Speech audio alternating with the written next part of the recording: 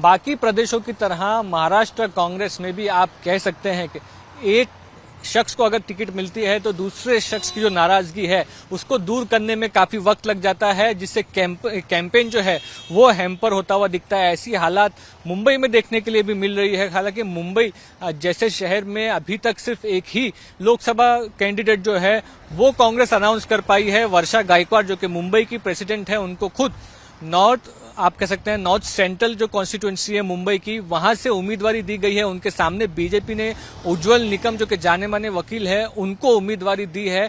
और जैसे ही वर्षा गायकवाड़ को उम्मीदवारी मिली है, जो एक्स एमएलए है कांग्रेस के और एक्स मिनिस्टर हैं आरिफ नसीम खान, वो इस कॉन्स्टिट्यूएंसी में चांदीवली जो असेंबली सेगमेंट है वहां से एमएलए रह चुके हैं, वो नाराज हो चुके हैं। उन्होंने ये एजेंडा लिया है कि एक भी मुस्लिम को महाविकास आघाड़ी ने महाराष्ट्र में चुनावी टिकट नहीं दी है तो बीजेपी मुस्लिम्स का रिप्रेजेंटेशन छीनती है, ऐसा आरोप अगर लगा रही है एमवीए, तो एमवीए खुद एक भी मुस्लिम को लोकसभा कैंडिडेट ना देते हुए एक तरह से आप कह सकते हैं कि ये अपना पॉइंट प्रूव नहीं कर पाई है। स्टार कैंपेनर्स की जो लिस्ट है उससे आरिफ नसीम खान ने रेजिग्नेशन भी दे दिया, ये कह के कि वो मुस्लिम वोटर्स में मतदाताओं में जाकर ये नहीं कह सकते कि एमवीए को वोट दीजिए, क्योंकि एमवीए ने अपनी मॉरल रिस्पॉन्सिबिलिटी जो है वो पूरी नहीं की है और किसी भी मुस्लिम को पूरे महाराष्ट्र से लोकसभा की सीट जो है वो नहीं मिली है। ये चर्चा इतनी आगे बढ़ चुकी है कि आप कह सकते हैं कि वर्षा गायकवाड़ एक दिन में अपना जो नॉमिनेशन फॉर्म है वो भरने जा रही है, लेकिन दूसरी तरफ एमसीए बांद्रा कॉम्प्लेक्स एक क्लब है, वहां पर एमसीए में एक कांग्रेस वरिष्ठ नेताओं की मीटिंग होती हुई नजर आई।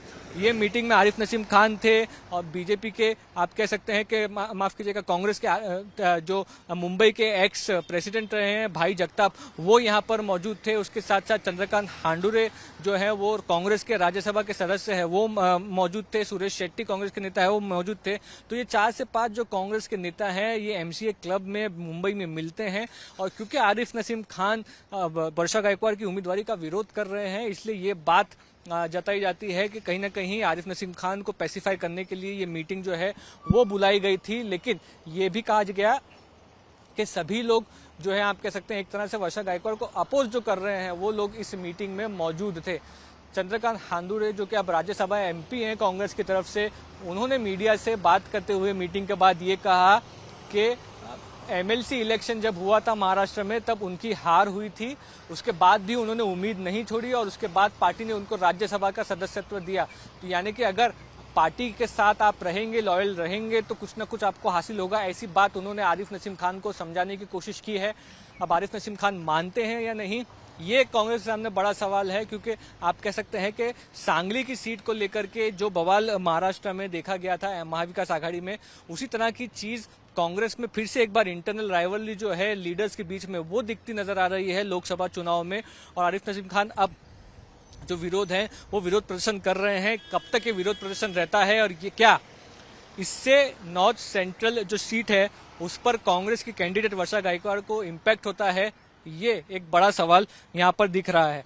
नॉर्थ सेंट्रल लोकसभा सीट की जो टोटल वोटर्स पॉपुलेशन है वो तकरीबन 16,80,000 है, जिसमें से मुस्लिम मतदाता 4,27,000 है। नॉर्थ इंडियन मतदाता जो है वो 2,85,000 है। यानी कि मुस्लिम और नॉर्थ इंडियन जो आरिफ नसीम खान का कॉम्बिनेशन है, चांदीवली से कई बार जीत के आए हैं, वो तकरीबन 7 लाख वोटर्स का इस कॉन्स्टिट्यूएंसी से हो जाता है।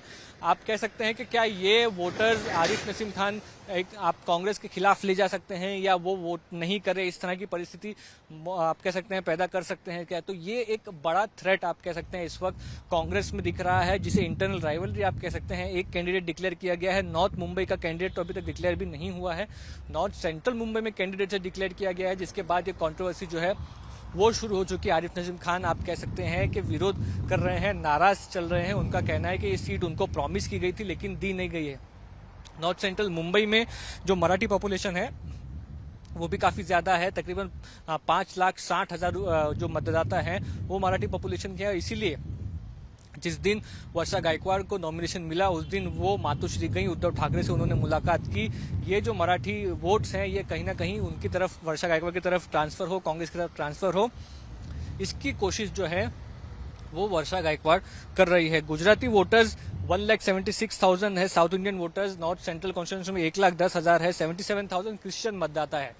तो ये जो कॉम्बिनेशन आप देख रहे हैं जिसमें माइनॉरिटी और आप कह सकते हैं नॉर्थ इंडियन जो वोट्स हैं वो अगर कंसोलिडेट किए जाते हैं मराठी वोट्स के साथ, तो एक विनिंग प्रोबेबिलिटी ये कह सकते हैं आप कैंडिडेट हो सकता है। बीजेपी से इस सीट पर सिटिंग एमपी पूनम महाजन थी, पूनम महाजन को टिकट नहीं दी गई, जिसके बाद आप कह सकते हैं कि उज्जवल निकम जो कि सीनियर गवर्नमेंट लॉयर रहे हैं उनको ये कैंडिडेचर जो है वो बीजेपी की तरफ से दिया गया है।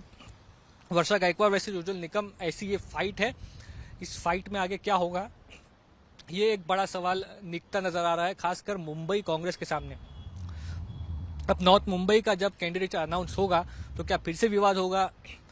ज्यादा इलेक्शन के लिए दिन नहीं बचे हैं। मुंबई में 20 मई को जो है वो इलेक्शन होने वाला है। उससे पहले जो कांग्रेस की राइवलरी है क्या उनके वोटर्स पर और जीतती हुई सीट हराने पर एक तरह से रोल प्ले करेगी क्या, ये एक बड़ा सवाल कांग्रेस के सामने खड़ा है।